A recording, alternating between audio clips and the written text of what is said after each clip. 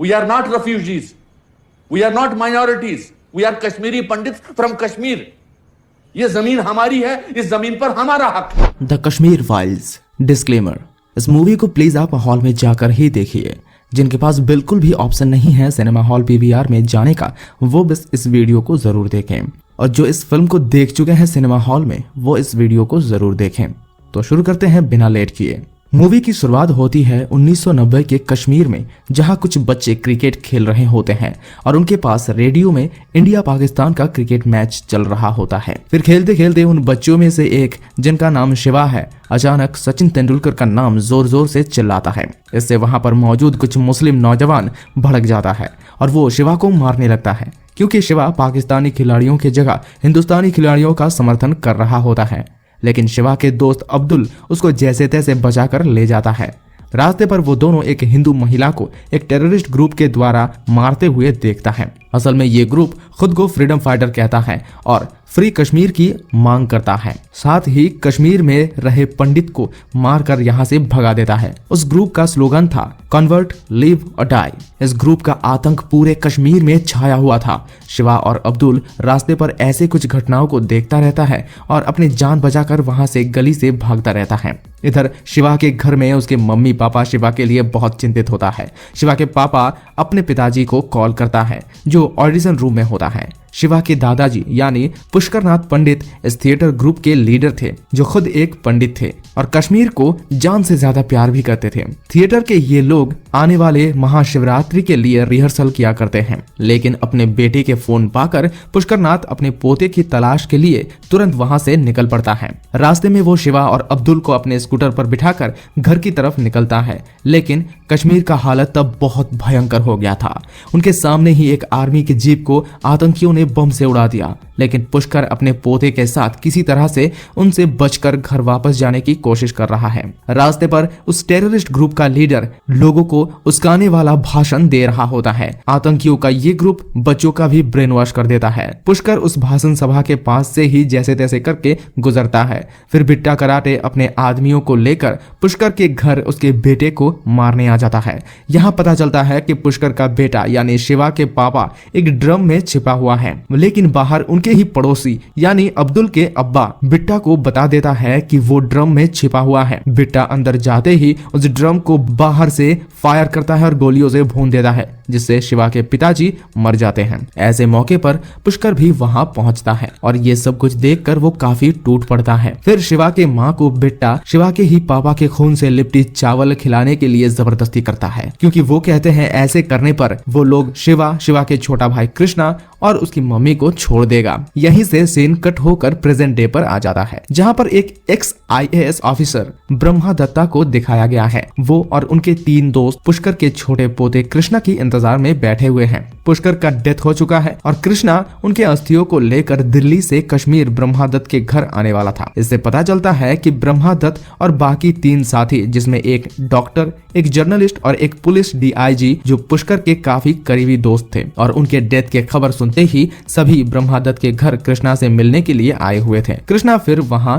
अपने दादाजी के अस्थियों को लेकर पहुंच जाता है और उन सभी के साथ बातचीत भी करता है। कृष्णा को पता था कि उसके मम्मी पापा का मौत एक कार एक्सीडेंट में हुआ है। उसे असली सच के बारे में पता नहीं था। ये चारों भी उसे असली सच के बारे में बिल्कुल नहीं बताया था। फिर से सीन शिफ्ट होकर दिल्ली के JNU में चला जाता है, जहां पर एक कम्युनिस्ट ग्रुप के लीडर और उसी यूनिवर्सिटी के प्रोफेसर राधिका अपने कम्युनिस्ट ग्रुप के सामने कश्मीर को इंडिया से फ्री करने की मांग करती है और लेक्चर देती है। वो सबको मना रही थी कि इंडियन गवर्नमेंट जबरदस्ती कश्मीर को अपने देश के साथ जुड़ा हुआ रखा है। स्टूडेंट्स भी राधिका को सपोर्ट कर रहे होते हैं और उस ग्रुप में कृष्णा भी होता है। कृष्णा को असल में कश्मीर के 1990 में होने वाले घटना के बारे में पता नहीं था, इसलिए वो भी राधिका के भाषण में मैनिपुलेट हो जाता है और इस कम्युनिस्ट ग्रुप के साथ आर्टिकल 370 को फिर से लागू करने की मांग करता है। राधिका कृष्णा को बताती है 1990 में कोई भी गेनोसाइड नहीं हुआ था और किसी भी कश्मीरी पंडित को मारा नहीं गया था, वो लोग खुद ही भाग गए थे। कृष्णा बार बार ये बात सुनकर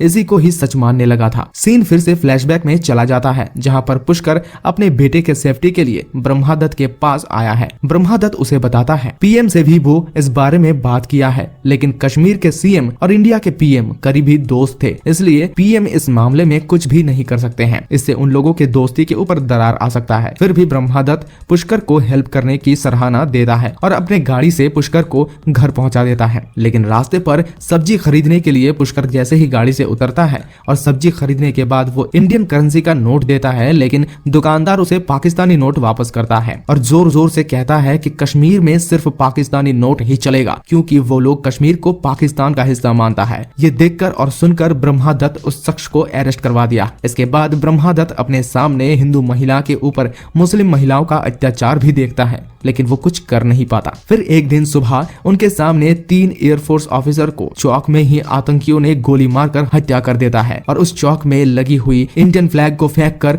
उन लोगों का फ्लैग लगा देता है। हिंदुओं के ऊपर इतना अत्याचार ब्रह्मादत्त झेल नहीं पाता है और वो कश्मीर के सीएम के पास जाता है और मामले पर काबू पाने के लिए बात करता है, लेकिन सीएम घुमा के ब्रह्मादत्त को ही इसका जिम्मेदार बता देता है और उसे सस्पेंड कर देता है। फिर सीएम बिट्टा कराटे से मुलाकात करता है, मतलब सीएम भी बिट्टा के साथ मिला हुआ था और उनके सपोर्ट में था। फिर सीन कट होकर प्रेजेंट डे में ब्रह्मादत्त के घर पर आ जाता है, जहां पर बातों बातों में गेनोसाइड का बात चलाने लगता है। तभी कृष्णा इसका प्रोटेस्ट करता है और यूनिवर्सिटी में सिखाए गए बातों को ही यहाँ दोहराता है, जो सुनकर ब्रह्मादत्त कुछ ऐसा कह देता है जिससे कृष्णा को शक हो जाता है।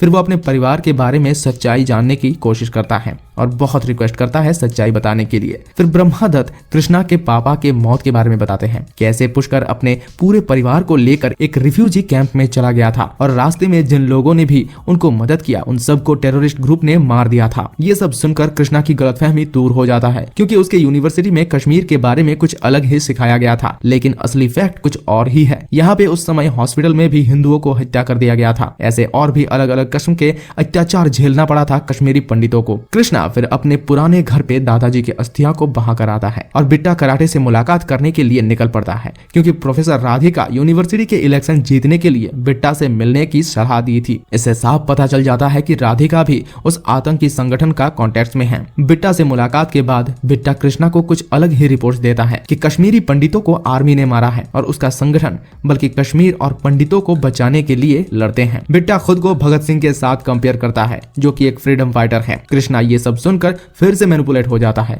और सीधा ब्रह्मादत्त से जाकर झगड़ पड़ता है। फिर ब्रह्मादत्त 3 फाइल निकालता है जहां पर लाखों हिंदुओं की मौत के डॉक्यूमेंट्स था। कृष्णा उसमें अपनी मम्मी और भाई शिवा के भी टेररिस्ट द्वारा डेथ के रिपोर्ट पाते हैं। फाइनली कृष्णा को समझ आ जाता है कि असल में उस टाइम क्या हुआ था और कैसे पंडितों को कश्मीर छोड़ना पड़ा था। फिर जेएनयू को दिखाया जाता है, जहाँ पे राधिका कश्मीर के ऊपर गलत भाषण दे रही होती है। कृष्णा वहाँ पर पहुँचता है और माइक लेकर पूरा कश्मीर का इतिहास सबके सामने पेश करता है, कैसे मुनि ऋषियों का कश्मीर में इस्लामिक लोग आकर धीरे धीरे उनके ऊपर अत्याचार करके पूरे कश्मीर में राज करने लगता है और पंडितों का आजादी छीन लिया जाता है और उन सभी के माँ बहन के साथ गलत काम किया था। कृष्णा खुद के फैमिली के स्टोरी के बारे में भी सबको बताता है। फिर सीन कट होकर उसी रिफ्यूजी कैंप में चला जाता है जहाँ पर कृष्णा के फैमिली रहता था। एक दिन बिट्टा कराटे आर्मी के भेष में वहाँ पर पहुँच जाता है और बचे हुए कुछ कश्मीरी पंडितों को मार देता है। वहाँ पे शिवा और कृष्णा के मम्मी भी मर जाते हैं और इसी इमोशनल सीन के साथ इस मूवी का दी एंड हो जाता है। ये एक्सप्लेनेशन सिर्फ उन्हीं लोगों के लिए था जो इस फिल्म को समय पर देख नहीं पाए या फिर सिनेमा हॉल में जाने का मौका नहीं मिला। अगर आपको ये एक्सप्लेनेशन अच्छा लगा है, अगर आप भी इस मूवी से कनेक्ट हो पाए हैं हमारे इस वीडियो के जरिए, तो हमारे इस वीडियो को जरूर लाइक कीजिए और कमेंट में अपना राय बताइए। साथ ही हमारे चैनल को सब्सक्राइब करना बिल्कुल भी ना भूले। मैं हूं जैक और मैं बहुत जल्द मिलूंगा एक और एक्सप्लेनेशन के साथ। तब तक के लिए बाय।